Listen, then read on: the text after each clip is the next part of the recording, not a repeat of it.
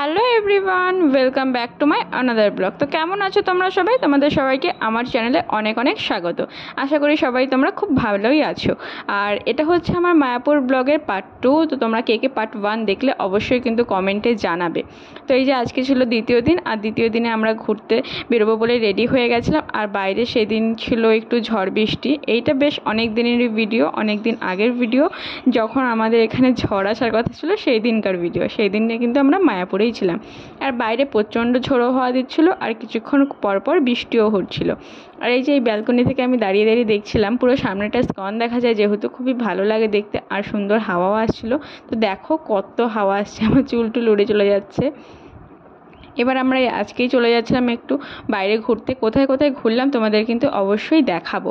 আর এই যে দেখো, স্কনের মেন গেটে চলে এসেছিলাম। আর আজকে আমাদের ঢোকার প্ল্যান ছিল এই স্কন মন্দিরটায়, যেটা আগে ছিল সেটাতে আমরা গতকাল ঢুকতে পারিনি, তার জন্য আজকে ঢুকবো।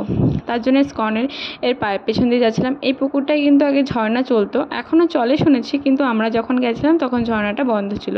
আর এই পুকুরটায় কিন্তু আগে অনেক অনেক মাছ ছিল, দেখতে কিন্তু খুবই ভালো লাগতো। তোমরা কে কে দেখেছে বলো তো এইখানটায় মাছ ছিল যে।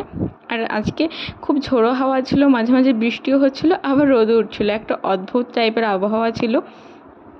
কিন্তু যেহেতু একটু হাওয়া ছিল তার জন্য গরমটা একটু কম ছিল, একটু স্বস্তি ছিল।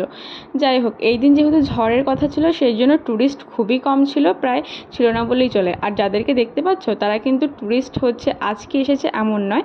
ট্যুরিস্ট এরা হচ্ছে আগে থেকে যারা স্কনে ছিল, বা এখানে রুম ভাড়া করে হোটেল ভাড়া করে যারা যারা ছিল তারাই বেশিরভাগ ছিল। বাইরে থেকে নতুন ট্যুরিস্ট আজকে তেমন আসেইনি। তো এই যে দেখো, আমরা স্কন থেকে বেরিয়ে, স্কনে তো যেহেতু ফোন অ্যালাউ করে না, তার জন্য আর ফোন টোন নিয়ে যাইনি। স্কন থেকে বেরিয়ে আমরা চলে যাচ্ছি বাইরের দিকটা একটু ঘুরতে। আজকে আমরা সারাদিনই ঘুরবো।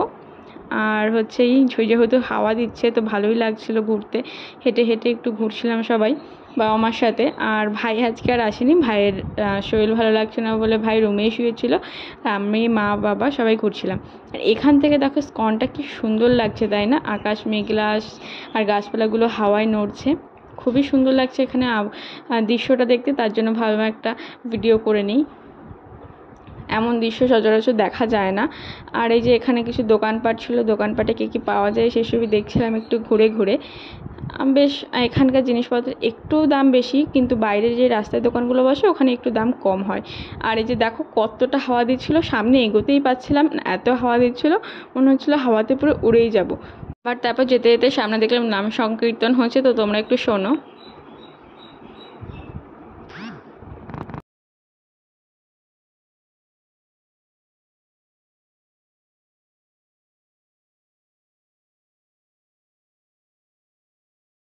মায়াপুর আসার পর থেকে রাস্তায় এরকম নাম সংকীর্তন দেখেই যাচ্ছে, আর খুব ভালোও লাগছে। এখানে তারা কত সুন্দর কীর্তন করছিল, নাচ করছিল, দেখতে কিন্তু বেশ ভালো লাগছিল, কি তাই না?